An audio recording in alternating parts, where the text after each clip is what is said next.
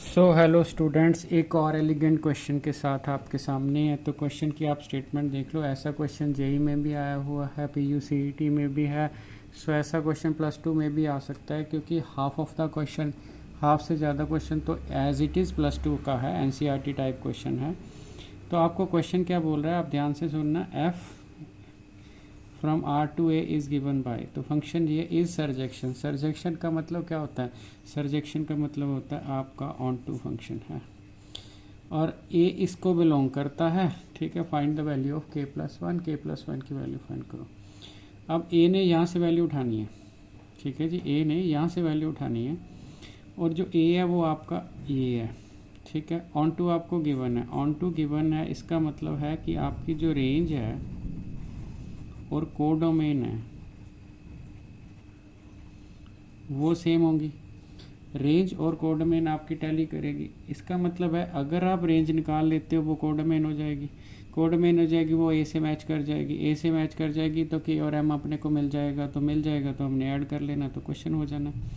तो ठीक है जी, तो पहले देखिए आप इसको ट्रेडिशनली कैसे करते हैं, ट्रेडिशनली आप इसकी रेंज कैसे निकालते हैं। ठीक है जी, तो आप अगर ऐसा कोई भी फंक्शन आ जाए तो आपको 11th में सिखाया है कि आपने इसको वाई पुट कर देना।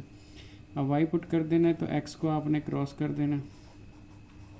ठीक है जी, अब आपने निकालना है x in terms of y. तो x in terms of y निकालने के लिए x square minus x square y is equal to y आ गया। तो एक्स स्क्वायर आपने कॉमन निकाल लिया, 1 माइनस वाई आ गया। तो एक्स स्क्वायर की वैल्यू होगी Y divided by 1 minus Y. So Y divided by 1 minus Y. तो x की वैल्यू क्या होगी? x की वैल्यू होगी प्लस माइनस, ठीक है, y divided by 1 minus Y. बाहर वाले प्लस माइनस से कुछ फ़र्क नहीं पड़ने वाला, गेम अंदर लेने चलाना है। ठीक है, अब आपको पता है कि x रियल है। कहाँ से पता चला? यहाँ से पता चला, क्योंकि x तो डोमेन होता है ना, x रियल है। इसको रियल रखने के लिए as x is real, as x is real, वैसे भी डोमेन रियल है, डोमेन ही है, एक्स इज़ रियल, तो आपको एक्स पता है। तो अगर आप एक्स रियल है तो वाई माइनस 1 बाई वाई ये आपका ग्रेटर देन इक्वल टू 0 रहेगा। डेफिनेटली ये रहेगा। इस यहाँ पे आपने वाई की वैल्यू निकालनी। आपके पास दो ऑप्शंस हैं। पहली ऑप्शन आप वेवी कर्व लगा लो, अगर वो आपको नहीं आती तो ऐसे करो, नीचे परफेक्ट स्क्वायर बना लो। तो यहाँ से एक बात तो क्लियर है कि वाई आपका 1 नहीं होता, वाई आपका 1 नहीं होता। 1 होएगा तो इन्फिनिटी हो जाएगा। तो यहाँ पे आप ऐसे करो, 1 माइनस वाई से ऊपर मल्टीप्लाई कर लो, 1 माइनस वाई से नीचे। इसको क्रॉस नहीं कर सकते, मैं दोबारा बोल रहा हूँ, क्रॉस नहीं कर सकते। वाई क्यों नहीं कर सकते? क्योंकि मुझे पता नहीं है कि 1 माइनस वाई पॉजिटिव है कि नेगेटिव है। फिर मुझे ये नहीं पता चलेगा कि क्रॉस करने के बाद साइन चेंज करना है कि नहीं। इसका मतलब इसको नहीं क्रॉस कर सकते। फिर हमने नीचे स्क्वायर बना लिया। अब स्क्वायर पॉजिटिव है, 0 ये हो नहीं सकता क्योंकि वाई 1 नहीं है।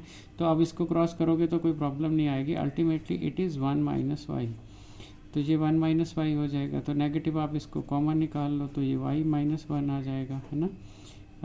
तो नेगेटिव से मल्टीप्लाई करोगे तो वाई माइनस 1, तो ये लेस देन आ जाएगा। नेगेटिव से मल्टीप्लाई करे पे आपके जो साइन होते हैं वो चेंज हो जाते हैं, ये आपको पता है। अब ये आपको पता है तो ये वाली सिचुएशन हो गई। तो जिसको वे भी करवाती वो तो आराम से बना लेगा, जिसको नहीं भी आती तो उसने क्या देखना है, ठीक है, उसने क्या देखना है कि मैंने 11th में इनइक्वालिटीज़ पढ़ी हैं उसमें था कि अगर x माइनस ए और x minus B less than, अगर आपका 0 हो, less than equal to, then x belongs से a से b तक होना चाहिए। ठीक है, तो इसका मतलब है कि ये आपका जो y है y बिलोंग करना चाहिए एक होना आपका 0, बी ये 1 यहाँ पे इंक्लूडेड नहीं है। सो यहाँ पे ऐसे आ जाएगा। ठीक हो गया जी। ठीक है, अगर आप यहाँ पे टेस्टिंग करनी हो, अगर आप y की वैल्यू 1 लो तो आप x निकाल नहीं सकते।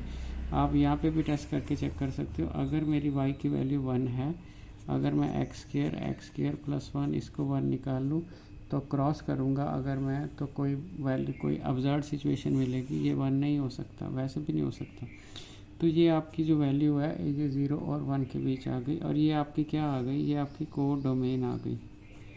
तो क्या आ गई आपकी कोडोमेन? तो कोडोमेन आ गई तो आपने क्या करना है, ठीक है। आपको क्वेश्चन क्या बोला है, क्वेश्चन की स्टेटमेंट आप दोबारा देखो। कि ए बिलोंग्स टू के कॉमा एम, एम ओपन है, के क्लोज्ड है, तो के प्लस एम का आपको टोटल पूछा है, तो टोटल पूछा है तो फिर आप टोटल आराम से कर दोगे। अब टोटल आराम से कर दोगे तो आप 0 + 1 करोगे एंड दैट इज़ 1। तो के प्लस एम की जो वैल्यू है, जो के प्लस एम की वैल्यू है वो आपकी 1 आ जाएगी। तो के प्लस वैल्यू की वैल्यू जो है वो 1 आ जाएगी, ये 1 आ जाएगी। ठीक है जी, इसको हम बोलते हैं कि ये एक ट्रेडिशनल मेथड है। ट्रेडिशनल मेथड हर बच्चा जिसने 11th की है उसको यही मेथड करवाया जाता है। ठीक है, अभी आप एक इनोवेशन भी कर सकते हो जिसको हम मैथमेटिकली मैनिपुलेशन बोलते हैं, उससे आप शॉर्टकट में भी कर सकते हो। ठीक है, अगर आप +2 में हो तो आपको +2 का पेपर आ गया तो बिल्कुल आप ऐसे ही करना, आप बिल्कुल मैथमेटिकल मैनिपुलेशन ना करना। कई बार जिसको आप करके दे रहे हो उसको समझ नहीं आता। ठीक है, बट आप कंपटीशन में होते हो तो आप इनोवेशन कर सकते हो। और इनोवेशन देखो, यहाँ पे मैं कलर चेंज कर रहा हूँ। ठीक है, तो आपका क्वेश्चन है, आपका जो फंक्शन है ये है। ठीक है जी, और आपको पता है कि इससे ये बड़ा होएगा ही होएगा, ये रूल है। रूल है क्यों? क्योंकि ये सेम वैल्यू है। इसके पास 100 रुपये हैं, इसके पास 100 से एक ज़्यादा 101, इसके पास लाख हैं, इसके पास लाख से एक ज़्यादा, इसके पास करोड़ है, इस करोड़ से एक ज़्यादा। सो डेफिनेटली ये स्ट्रिक्टली बड़ा होगा। जो स्ट्रिक्टली बड़ा होगा तो इसको इससे डिवाइड कर दोगे तो ये <1 आ जाएगा। अब <1 आ गया तो ऐसी ऑप्शन आप यूज़ कर सकते हो, बड़े आराम से यूज़ कर सकते हो। तो <1 आ गया। दूसरी चीज़ आपको पता है कि ये वाली वैल्यू पॉजिटिव है। ठीक है, ये वाली वैल्यू पॉजिटिव है, 0 हो सकती है। तो अगर इसको एक पॉजिटिव वैल्यू से और डिवाइड करोगे तो ये भी पॉजिटिव रहेगा। ठीक है जी, तो ये भी पॉजिटिव रहेगा। तो ये दोनों अगर आप मिला दोगे, इस वैल्यू और इस वैल्यू को आप इकट्ठा कर दोगे तो आपको पता चलेगा कि जो x² + 1 है, जो फंक्शन है वो 0 और 1 के बीच लाई करता है। अब 0 के 1 के बीच फंक्शन लाई करता है तो उसकी रेंज हो गई 0 और 1, 0 और 1 हो गई। तो ये भी 0 और 1 है, ये भी 0 और 1 है। ठीक है, ये हमने इनोवेशन से निकाल लिया, दैट इज़ मैथमेटिकल मैनिपुलेशन। अगर आपका दिमाग ऐसे चलता है तो डेफिनेटली ऐसे कंपटीशन में ज़रूर देखना, आपका टाइम बच जाएगा। सो जैसे मैंने ग्रीन पेन से किया है, ठीक है, वो बिल्कुल इनोवेशन है और MCQ के लिए क्वेश्चन का आंसर बड़ा अच्छा बन जाएगा। ठीक है, जो मैंने वो पिंक पेन से किया है वो बिल्कुल ट्रेडिशनल है। ट्रेडिशनल मीन्स अगर आपने इस 12th क्लास में करना हो या 11th में तो सर्जेक्शन है ही नहीं, तो अगर आपने 12th में करना हो तो डेफिनेटली आप एक स्टैंडर्डाइज मेथड लगाओगे। ठीक है जी, सो अगर यहाँ तक पहुँच गए हो तो एक कमेंट ज़रूर करना, और अगर आपने सब्सक्राइब नहीं किया तो ज़रूर कर लेना। Thank you.